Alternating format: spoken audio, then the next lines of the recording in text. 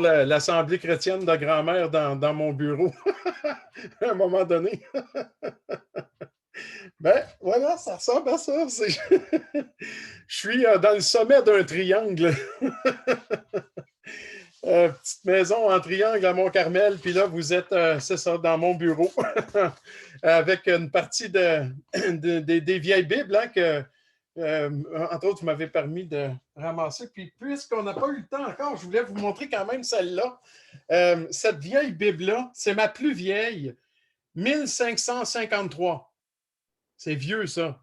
1553. C'est une Bible d'Olivetan, le neveu de Calvin, et c'est la première Bible au monde, cette Bible-là, qui a été divisée en chapitres puis en versets. Je ne sais pas si vous pouvez voir un tout petit peu le texte, là, à quoi ça ressemble. C'est sûr que comme ça, ce n'est pas évident, mais ça, c'est la première Bible au monde qui a été divisée en chapitres et versets. Avant, ça n'existait pas. Puis, ça date quand même du 16e siècle. Hein?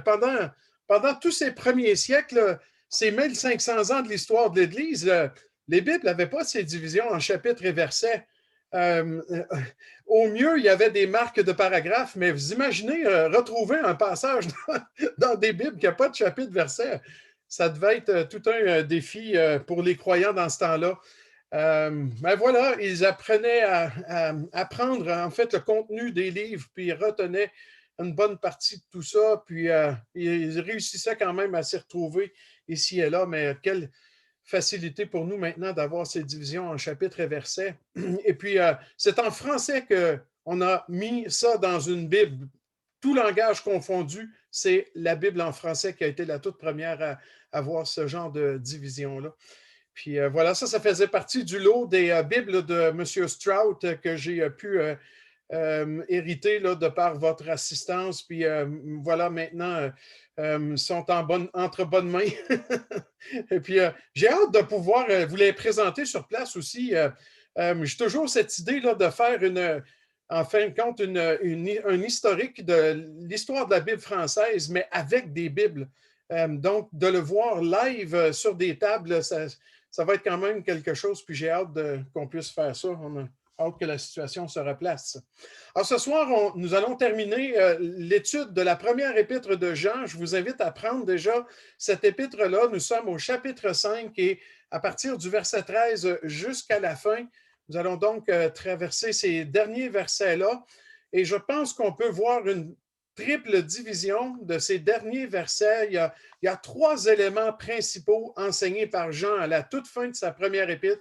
Puis vous vous rappelez qu'il a beaucoup parlé de l'importance de la communion avec Dieu, de l'importance d'avoir des vies qui soient distinctes et séparées du péché. C'était fondamental, mais d'avoir aussi des vies fondées sur une saine doctrine très solide.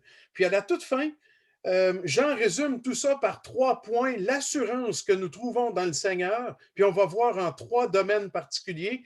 L'assurance, ensuite le fait de renoncer au péché, et puis finalement de connaître le Dieu véritable. Donc, ce sont les 3 points qui, selon moi, peuvent résumer parfaitement bien ces derniers versets à partir du verset 13 jusqu'à la fin. Avoir de l'assurance, renoncer au péché et connaître le Dieu véritable et donc tout ce que cela implique. Je vais lire à partir donc du verset 13. J'utilise la version seconde, nouvelle édition de Genève, et puis je vous invite à suivre avec moi aussi dans vos Bibles. Je vous ai écrit ces choses afin que vous sachiez que vous avez la vie éternelle, vous qui croyez au nom du Fils de Dieu. Nous avons auprès de lui cette assurance que si nous demandons quelque chose selon sa volonté, il nous écoute. Et nous savons qu'il nous écoute.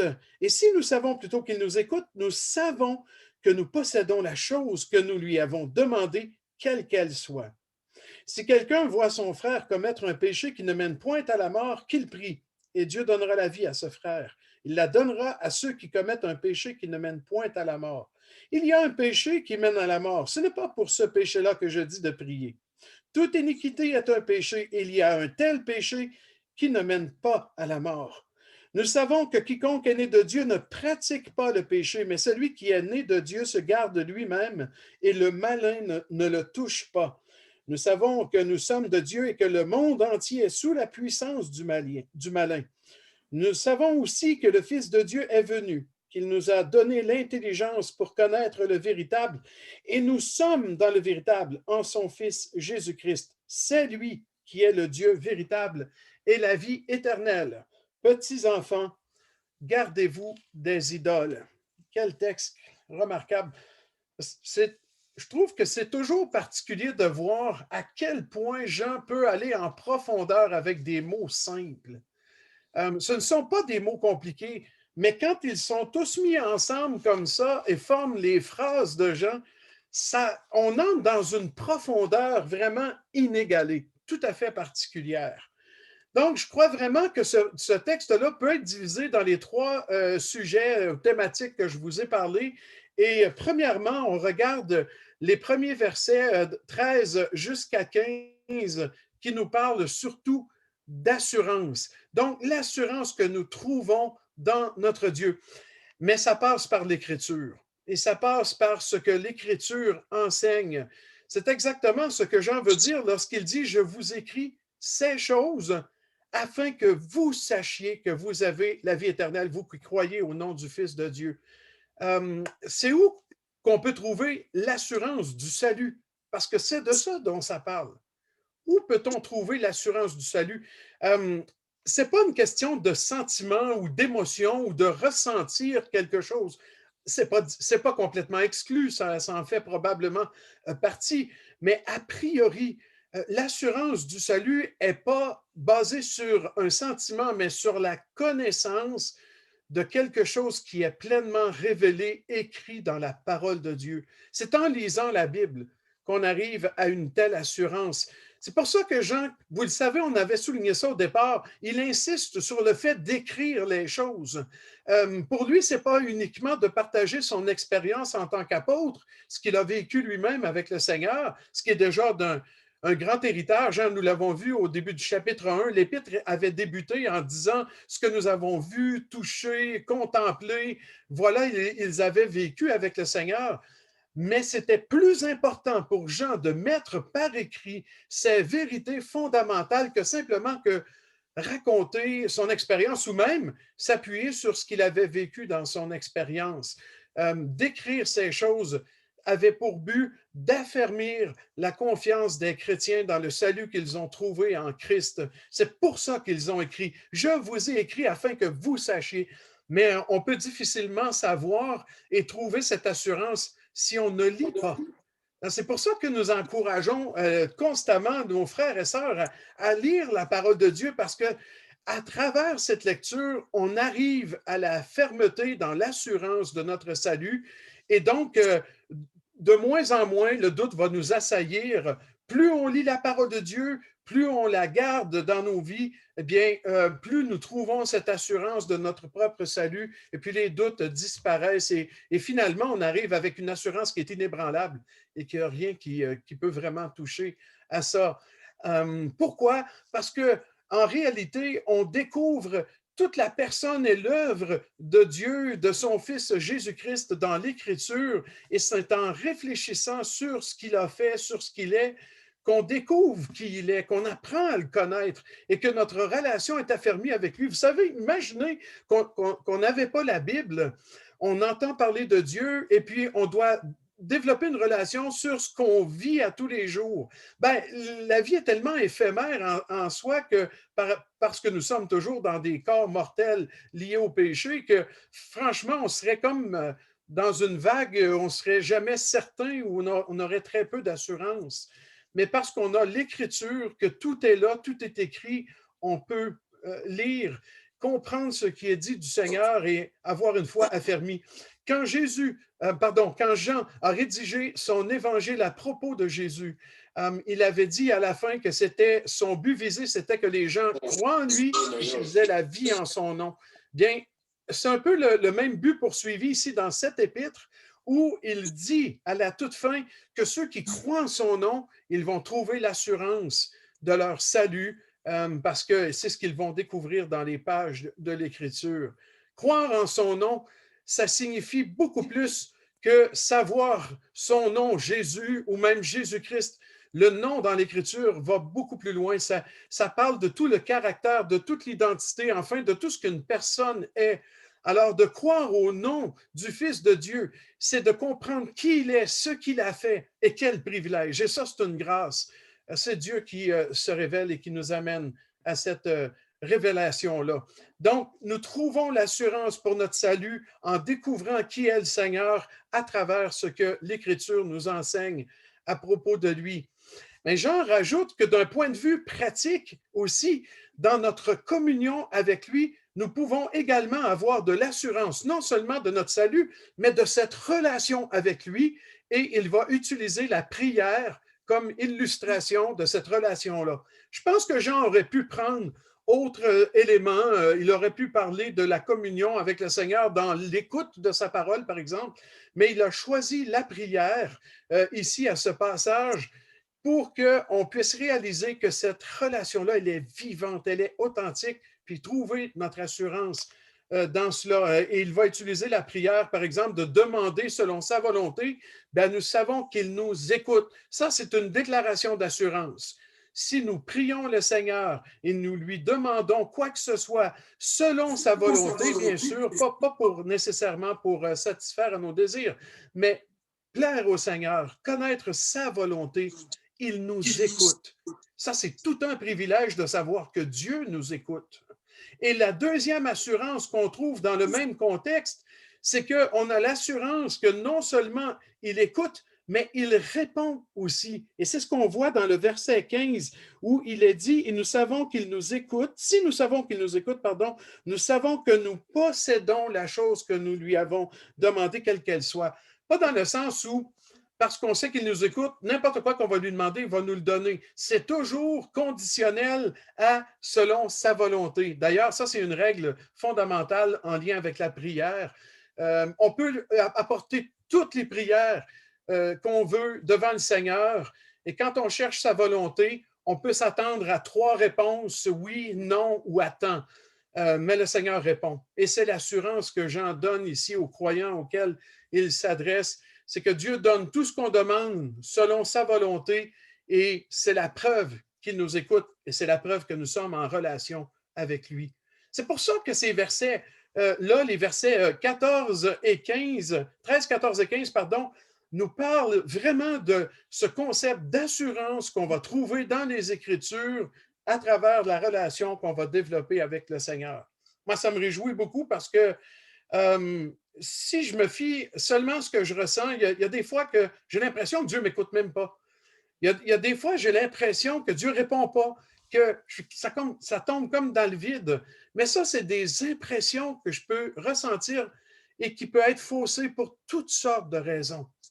C'est pourquoi je préfère m'en tenir à ce que l'Écriture dit et fonder toute mon assurance là-dessus. Je sais que j'ai la vie éternelle parce que la Bible le dit. Je sais qu'il m'écoute parce qu'il le dit. Et je sais qu'il répond selon sa volonté parce qu'il le promet.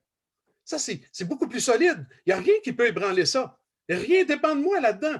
Tout est dans l'Écriture, tout est dans sa parole. Ça fait du bien à savoir. Je crois que c'est le premier point majeur que Jean voulait transmettre dans la conclusion de sa lettre. Le deuxième point, c'est l'importance de renoncer au péché. C'est un sujet qu'il a beaucoup effleuré, en fait, je devrais dire même beaucoup approfondi, même s'il n'a pas tout dit entièrement, mais il a beaucoup touché à ce sujet-là. Puis surtout du fait que le péché, c'est une caractéristique de notre vie avant et ne devrait pas être encore une caractéristique de nos vies actuelles en tant que croyants. Donc, on a un exemple qui va être donné ici pour montrer qu'on doit éviter et renoncer au péché puis l'éviter autant que possible. C'est un texte qui est un petit peu difficile parce qu'on dirait qu'il manque des éléments de révélation pour qu'on ait une parfaite compréhension. Mais c'est voulu comme ça, puis il y a certainement un but là-dedans. Regardons les versets à nouveau, puis on va les lire ensemble, 16 à 19. Si quelqu'un voit son frère commettre un péché qui ne mène point à la mort, qu'il prie et Dieu donnera la vie à ce frère. Il la donnera à ceux qui commettent un péché qui ne mène point à la mort. Il y a un péché qui mène à la mort, ce n'est pas pour ce péché-là que je dis de prier. Toute iniquité est un péché, il y a un tel péché qui ne mène pas à la mort. Je vais arrêter ici pour l'instant. dans l'essence de ce que dit ce texte, il parle d'un péché qui mène à la mort ou d'un péché qui ne mène pas à la mort. Dans ma compréhension doctrinale du péché et de ses conséquences, il me semble que tous les péchés mènent à la mort, n'est-ce pas? Si on parle de la mort spirituelle, c'est même le fruit du péché, c'est le résultat du péché, voire le salaire du péché. Vous vous rappelez ce que Paul dit aux Romains, hein? Le salaire du péché, c'est quoi? C'est la mort. Mais de quelle mort on parle? Dans les Écritures, il y a la mort physique, il y a la mort spirituelle et il y a la seconde mort. La mort physique, ben, c'est celle que notre corps hein, qui décède et puis notre âme et notre esprit passent dans l'au-delà, d'un côté ou de l'autre. La mort spirituelle, c'est d'être séparé avec Dieu, d'avec Dieu. Et ça, c'est le cas de tout homme qui naît dans ce monde, naît pécheur, il est séparé de Dieu. C'est la mort spirituelle. Nous sommes morts spirituellement avant de connaître le Seigneur. La seconde mort, c'est une expression qui désigne ce qu'on appelle communément l'enfer. Et la seconde mort, c'est un jugement éternel pour tous les incroyants. Donc, quand on voit le terme mort, quelque part, on doit comprendre que ça doit se référer à l'un ou l'autre de ces trois sens. Ici, puisqu'il parle d'un péché qui mène à la mort et un autre qui ne mène pas à la mort, ben, j'ai tendance à croire qu'il s'agit d'une mort physique. Et donc, dans ce cas-là, ce serait un cas de discipline, d'un châtiment très sévère de la part de Dieu, c'est vrai. Faire mourir physiquement quelqu'un, c'est à cause d'un péché quelconque, qu'on ne connaît pas l'identité dans le texte. Donc, la mort physique est certainement ce qui est le plus plausible de comprendre ici. Maintenant, quand il parle de quelqu'un qui voit son frère commettre un péché, je pense que c'est assez évident qu'on parle d'un croyant dans le passage. Donc, ce texte-là dirait qu'il est possible qu'un croyant commette un péché qui mène à la mort physique. Est-ce que ça a du sens? Est-ce que c'est cohérent avec ce que la Bible dit ailleurs? C'est comme si, après avoir tellement mis en garde contre le péché dans sa lettre, après avoir dit que ça ne devrait jamais être une caractéristique des chrétiens de pécher, c'est comme si Jean à la fin disait, il y a un risque hein, si on pêche, il y a le risque d'être discipliné par Dieu à ce point-là même de mourir. Si j'avais que ce verset-là pour me parler de ça, j'en douterais peut-être un peu, ou du moins j'aurais raison de me poser des questions. Mais puisqu'on trouve d'autres exemples comme celui-là, entre autres celui d'Ananias et Saphira, bien que certains commentateurs pensent qu'ils n'étaient pas croyants, d'autres disent oui, ils étaient croyants, ils ont menti au Saint-Esprit, ce qui démontre qu'ils étaient croyants. Dieu les a jugés par la mort, d'une mort sévère. Vous pensez aux Corinthiens qui méprisaient la table du Seigneur, peut-être par ignorance ou même par négligence, quoi qu'il en soit, plusieurs étaient malades, d'autres infirmes et même un grand nombre étaient morts et avaient été disciplinés physiquement par la mort. Donc, en quelque part, la Bible met en garde le croyant que le péché, c'est grave, c'est sérieux. Et puis, on ne peut pas le négliger puis prendre ça à la légère. C'est toujours grave, le péché. D'ailleurs, c'est tellement grave que Jésus a dû mourir, donner sa vie. C'est immense. Et puis, on n'a certainement pas la même vision que Dieu du péché parce qu'on ne pécherait pas. Mais c'est évident qu'à cause de notre nature pécheresse, on ne comprend pas assez correctement probablement la profondeur et l'horreur du péché. Mais si on voit comme Dieu, on comprend très bien qu'il peut discipliner jusqu'à la mort. Donc, remarquez bien qu'il est dit, si quelqu'un voit son frère commettre un péché, on parle de quelqu'un qui persiste dans un état de péché et qui en démontre des fruits évidents. On voit parce qu'on constate. Voir ici a le sens d'observer quelque chose de concret. C'est évident. Il y a quelqu'un qui fait quelque chose, un frère qui fait quelque chose qui est déplacé, qui est péché, et puis il y a des conséquences dans sa vie qui s'observent, qu'on constate, et qui fait en sorte qu'il tombe sous la discipline de Dieu. On pourrait même dire que dans cet exemple-là, Jean nous dit pratiquement de façon très claire que c'est tellement évident que Dieu l'a frappé et qu'il va mourir. Priez pas pour qu'il soit guéri ou restauré. C'est inutile. À moins que je me trompe, mais il me semble que c'est le sens le plus naturel de compréhension de ce passage. C'est comme si Jean nous disait clairement, là, ça devient évident. C'est clair que cette personne-là va mourir physiquement parce que Dieu l'a discipliné, parce qu'il y avait quelque chose de grave qui n'avait pas été jugé, toléré, Et voilà. Mais vous savez que Dieu est gracieux, hein? Parce que probablement qu'on tomberait beaucoup plus que ça et si Dieu n'épargnait pas ses enfants. Mais je crois que des fois, il utilise un tel jugement. Il est souverain, il sait quoi faire, puis il sait quand le faire aussi. Mais pour nous, c'est un sérieux avertissement. On devrait porter attention à un texte comme celui-là, puis craindre de tomber dans le péché, de pratiquer quelque chose qui déshonore Dieu, ça devrait nous mettre en garde, nous avertir. Je pense que c'est là pour ça, après tout. C'est là pour nous avertir, nous mettre en garde. Voilà, il y a toujours possibilité d'être restauré quand on ne pratique pas le péché. On tombe, puis on tombe tous, puis on tombe souvent malheureusement, mais on peut toujours être relevé. Mais dans le cas dont Jean parle, là, ça c'est un cas extrême d'un frère qui malheureusement n'a pas mis un terme à ce péché-là, quel qu'il soit. Il n'y a pas besoin de trouver un péché en particulier. Ce n'est pas un péché en particulier. C'est n'importe quel péché qui est pratiqué de façon habituelle, sans être confessé, sans être abandonné. Et Dieu, à un moment donné, on atteint le point de non-retour, il discipline physiquement.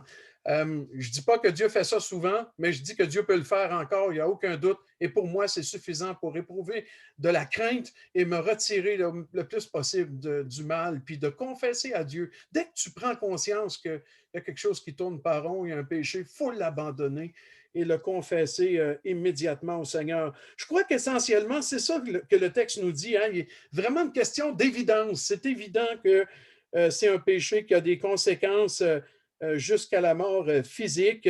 Et puis voilà, c'est pas nécessaire de prier dans un cas comme celui-là. Peut-être prier peut-être pour que le frère se repente. Oui, il y a toujours de la place pour ça, mais je pense que Jean est en train de dire qu'il y a même des cas où c'est irréversible. Et je pense que c'est le sens le plus naturel de ce texte-là.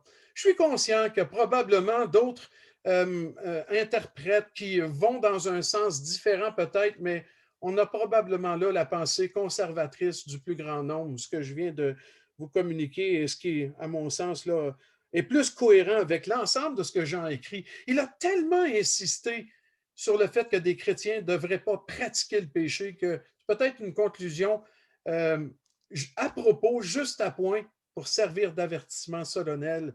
Et franchement, c'est ça que ça fait. Au verset 18, c'est une confirmation que Jean fait. Nous savons que quiconque est né de Dieu ne pratique pas le péché. Quand on est né de Dieu, c'est-à-dire qu'on est enfant de Dieu, on ne peut pas vivre dans le péché. Ce n'est pas normal. Il y a des vies parfois où des gens qui se disent chrétiens et puis ils vivent dans le péché. Il y a quelque chose qui ne fonctionne pas là-dedans. On ne pourrait pas parler de chrétiens charnels ou faibles dans un cas comme celui-là. Vous lirez le livre de John MacArthur sur l'Évangile selon Jésus. C'est exactement ce qui l'avait provoqué à écrire ce livre-là. C'est quand il a entendu, je pense que c'était Zane Hodges, un théologien du Texas, qui avait dit « Un chrétien peut être chrétien puis passer sa vie dans le péché. » John MacArthur avait dit « That's enough. C'est assez de dire n'importe quoi. Franchement, toute la Bible enseigne le contraire. C'est pas vrai qu'on peut être chrétien, né de nouveau, et vivre dans le péché. C'est pas possible. On tombe, puis on tombe très souvent, mais on va tout le temps se relever si on est croyant, puis on est vraiment enfant de Dieu. On va se relever, on va confesser le péché, on va pleurer, même pas sur les conséquences, mais surtout sur le péché lui-même, sur l'acte. Ça, c'est la tristesse selon Dieu, et c'est une véritable repentance. C'est ça la marque d'un croyant. Et si ce n'est pas le cas dans nos vies, si le péché ne nous dérange pas, il faut peut-être repenser à est-ce qu'on a vraiment compris l'Évangile quelque part? Est-ce qu'on a vraiment compris la grâce? Tony Bissonnette, que vous connaissez, hein, il pensait qu'il était sauvé, il était convaincu qu'il était sauvé. Il vient dîner à la maison, puis il me parlait comme ça qu'il allait à des endroits très peu recommandables. J'ai dit, tu te sens pas mal quand tu pêches? Il dit non, mais pas du tout. Mais je lui ai dit, ben, écoute, tu n'as probablement pas la semence de Dieu en toi parce que le Saint-Esprit nous fait ressentir toute la tristesse quand on pêche. Et puis, c'est pas normal. On ne peut pas être dans le péché puis ne rien ressentir et puis s'endurcir par rapport à ça. Il y a quelque chose qui cloche. Il s'est converti une semaine plus tard, en réalité, de son propre témoignage par la suite. Parce que c'est la marque d'un véritable croyant. Il est affecté par le péché, il est déçu, attristé. Parfois, ça nous décourage même. On se relève parce qu'on a un sauveur et un avocat et une grâce extraordinaire, mais on ne pratique pas le péché. Et c'est là que se sépare, en fin de compte, toute l'humanité. Hein? On le voit dans le verset, à la fin du verset 18, déjà, le malin ne le touche pas, tandis que le monde entier est sous la puissance du malin. Mais pour un enfant de Dieu, il est comme sorti du monde. Comme on voit ailleurs, entre autres dans les écrits de Jean, il est toujours dans le monde, le croyant, mais il n'est plus du monde. Mais le malin ne peut pas le toucher dans le sens qu'il ne peut pas, non pas le persécuter, oui, il peut le faire. Le malin peut même nous affliger de toutes sortes de façons sous la permission de Dieu, c'est évident. Autrement, il ne peut rien faire. Mais il ne peut pas nous toucher au point de nous retirer de la grâce de Dieu. Ça, il ne peut pas faire ça, c'est évident. Et il ne peut pas non plus nous éloigner, nous faire déchoir de cette grâce-là. C'est impossible. Voilà pourquoi il ne nous touche pas. Mais tout le monde entier tous ceux dans le monde qui ne connaissent pas Jésus-Christ, ils sont sous la puissance d'aveuglement spirituel du diable. C'est un peu ce que Jean veut dire ici. Et étant dans un aveuglement spirituel, ben, les gens pêchent et peuvent être peut-être un peu dérangés dans leur conscience par leur éducation ou autre, même avoir appris certaines vérités bibliques. Mais c'est toute une différence avec l'enfant de Dieu qui a l'Esprit de Dieu en lui et qui est né de nouveau. Il n'est plus dans ce système d'un monde hostile à Dieu, caractérisé par l'hostilité à Dieu. On n'est plus là-dedans. Puis, merci Seigneur.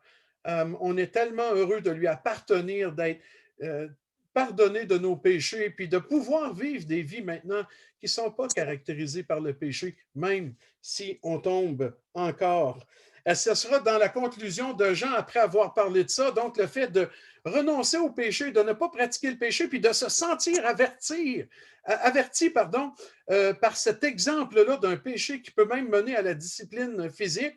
Donc, on parle d'assurance. Après ça, on nous avertit sérieusement par rapport au péché. Puis, Jean termine sur une très belle note en nous disant, est-ce que vous réalisez que non seulement on a de l'assurance, on n'est plus attaché au péché, mais on connaît le véritable. On connaît vraiment Dieu. Quelle finale extraordinaire dans une courte épître comme celle-là. Nous savons que le Fils de Dieu est venu. Ben, en fait, il y a des gens dans le monde qui savent ça, mais c'est juste intellectuel. Ils ne savent pas exactement pourquoi. Ils ne saisissent pas que Jésus est venu porter le châtiment qu'il mérite. Et il nous a donné l'intelligence. On parle de l'intelligence spirituelle, la compréhension des choses spirituelles. Il nous l'a donné pour connaître, dans le sens d'une relation intime, vivante, personnelle, connaître le véritable. Je crois qu'ici, il parle du Dieu véritable en disant le véritable. Mais dans le point suivant, Jean va nous dire que le Fils est véritable. Et dans le dernier point, je dirais c'est comme A, B, C. Dieu est le véritable, B, le Fils est le véritable, donc C, le Fils est le Dieu véritable. C'est extraordinaire. C'est presque une logique, là. En fait, c'est un raisonnement logique, mais biblique dans ce cas-ci, tandis que bien souvent, des raisonnements logiques ne sont pas forcément bibliques. Mais ici, c'est le cas. Dieu, c'est le véritable, nous le connaissons. Nous le connaissons par l'œuvre de Christ et la régénération, et nous sommes dans le véritable en son Fils. Donc là, maintenant, c'est Jésus qui est le véritable, et pour être certain qu'on a bien compris, c'est lui qui est le Dieu véritable et la vie éternelle. Vous vous rappelez ce que Jean a dit ailleurs? Il a parlé de Dieu comme étant la vie éternelle, le Père. Il a même parlé que le connaître, c'était d'avoir la vie éternelle. Jean, à travers tous ses écrits, il met constamment le Père et le Fils sur un pied d'égalité. On le voit ici au niveau d'être véritable. Et c'est vrai aussi pour sa pleine divinité. C'est vrai pour la vie éternelle qu'on trouve dans le Seigneur. Il est le véritable et on le connaît. Véritable, là, ça dit ce que ça dit. Hein? C'est vrai, c'est absolument vrai. C'est la vérité incarnée qu'on trouve en Christ. C'est toute la vérité qu'on a besoin de savoir, c'est en lui. Vous imaginez que la vérité absolue, ça existe et on la connaît. Bon, OK, je dis la même phrase devant un Zoom de jeunes collégiens au cégep, puis ils ferment tout le Zoom, c'est fini, je suis flushé. C'est sûr que ça ne passerait pas, ça. Dire, il y a la vérité absolue et puis je la connais. Au mieux, me faire interner à Shawinigan, là, quelque part. C'est sûr qu'il va arriver quelque chose. Hein. Mais c'est la vérité. Nous connaissons la vérité absolue, c'est Jésus. Il est le véritable, il est le Dieu véritable et nous sommes dans le Dieu véritable. Donc, nous connaissons la vérité. Quel privilège. Quel privilège. Alors, même si le monde pouvait nier ça, même si on me fermait la porte dans les universités pour me dire, tu n'as pas ta place ici, tu es fou, c'est pas grave, c'est la vérité et nous l'avons en Christ. Ça ne vient pas de nous, ça vient de lui. Alors, peut-être qu'en comprenant puis en réalisant cela, on comprend mieux pourquoi Jean termine sur une drôle de phrase. La dernière phrase, petits enfants, gardez-vous des idoles. C'est quoi une idole? C'est tout ce qui prend la place de Dieu. Comment on pourrait donner de la place à une idole qui n'est pas Dieu, qui est fabriquée par des mains humaines, quand nous connaissons le Dieu véritable, Jésus-Christ? Comment on pourrait donner de la place à une idole? Bon, à l'époque de Jean, les idoles prennent généralement la forme d'une petite statuette représentant une divinité quelconque et un culte qui était associé, etc. Aujourd'hui, les idoles ont changé, mais elles existent toujours et elles ont beaucoup de place. Beaucoup, beaucoup de place. Même si ce n'est pas a priori des idoles religieuses, la nouvelle religion du monde entier, c'est le divertissement, le plaisir, l'argent, la satisfaction, l'égocentrisme. Et cette idole-là, elle est très puissante et partout dans le monde. Et quand on nous dit gardez-vous des idoles, en fait, c'est gardez-vous de tout ce qui prend la place de Dieu, de tout ce qui enlève à Dieu le meilleur de vous-même parce que vous le donnez à quelque chose d'autre. Vous voyez le point? Hey, c'est pratique, ça. Ça nous interpelle beaucoup. Est-ce qu'on donne un temps de qualité au Seigneur? Est-ce qu'on donne un temps de qualité à Dieu? Des fois, on met en contraste, je vous donne un exemple, on met en contraste un moment de lecture dans la Bible à tous les jours et le temps passé sur Facebook. Puis là, on dit, tu lis juste 10 minutes ton culte, puis tu passes 3 heures par jour sur Facebook. Écoute, c'est déséquilibrer ton affaire. C'est évident que Facebook est une idole pour toi. Je comprends le raisonnement, puis ça a du sens quelque part, mais je ne suis pas nécessairement entièrement d'accord avec ça. Parce que si tu prends 10 minutes pour lire la parole de Dieu, et puis que tu es attentif à ce que tu lis, que tu parles au Seigneur dans ton cœur, et après, tu vas sur Facebook avec le Seigneur, tu continues d'être avec. Ça, ce n'est pas un problème. Tu comprends? Je ne sais pas ce que tu vas faire sur Facebook avec le Seigneur, mais quand même, il y a des choses à faire sur Facebook avec le Seigneur, il n'y a aucun doute. On peut témoigner, on peut semer la parole de Dieu, on peut faire beaucoup de choses, encourager des frères et sœurs, ça, il n'y a aucun doute. Si c'est juste pour faire du blabla puis du visionnement des vies des gens, là, peut-être que c'est assez inutile, merci, mais voyez, il y a des choses parfois qu'on qualifie d'idoles de manière arbitraire, ce n'est pas le point. Une idole, c'est vraiment ce qui prend la place de Dieu où Dieu est écarté. Mettez-le dans tout. Mettez-le dans vos activités, puis même apprenez à lui dire merci, Seigneur, ça me fait du bien de faire telle activité qui n'est pas spirituelle en soi ou qui n'a pas nécessairement un but de spirituel quelconque, mais simplement un moment de détente, par exemple. Mais le Seigneur est avec vous. Et il est là, puis vous pouvez lui parler en cours de route, vous pouvez le remercier. Des fois, je fais du skidoo, puis je prie. Bon, il faut que je garde les yeux ouverts, hein, parce que ça va vite un skidoo, surtout dans le bois. Mais je garde les yeux fixés sur le Seigneur dans mon esprit, puis ça m'arrive souvent, pas juste de dire merci parce que là, je vois des beaux arbres, mais parce que je relaxe. Puis dans mon esprit, je pense à des chrétiens, puis j'ai développé le réflexe de pourquoi je ne prierais pas pour eux autres maintenant, tout de suite. C'est pas grave si je fais du skidoo puis que je prie en même temps, c'est super même. Donc, je pense qu'on doit apprendre à inclure Dieu partout dans nos vies et chaque fois qu'on fait des choses où on dit à Dieu, attends-moi dehors, je vais revenir tout à l'heure, c'est une idole. C'est clairement une idole. Alors, voilà pourquoi je crois que c'est beaucoup plus vaste hein, et large. Et j'en finis avec cette mise en garde-là parce que il vient de nous faire prendre conscience que, hey, on connaît Dieu, on n'est plus lié au péché, on n'est plus obligé de pécher. Maintenant, on a la vie en lui, on a de l'assurance, on est béni de toutes sortes de manières. Franchement, débarrassons-nous de tout ce qui pourrait enlever quelque chose qui revient à Dieu et qui doit l'honorer aussi quelque part. Donc, je trouve que Jean a vraiment bien terminé cette épître. En tout cas, c'est percutant comme finale et ça nous parle énormément aussi. Voilà, c'est ici que je vais conclure aussi par un mot de prière et puis quelques mots après que je veux vous donner avant de laisser la parole à Marc à nouveau. Prions. Merci, notre Dieu et Père, pour ta parole. Merci pour une courte lettre qui en dit tellement. Puis encore, Seigneur, on est loin d'avoir vidé le sujet parce que c'est ta parole, puis elle est trop grande pour, pardon, pour chacun de nous. Seigneur, tout ce qu'on peut saisir, le peu qu'on peut saisir, donne-nous de le mettre en pratique et de t'honorer dans ce que tu nous révèles pour le vivre pleinement. Alors, Seigneur, on te prie de nous garder, de nous tenir loin des choses du monde qui brisent la relation avec toi et que nous puissions marcher dans la vérité. Et c'est au nom de Jésus que nous prions. Amen. Dimanche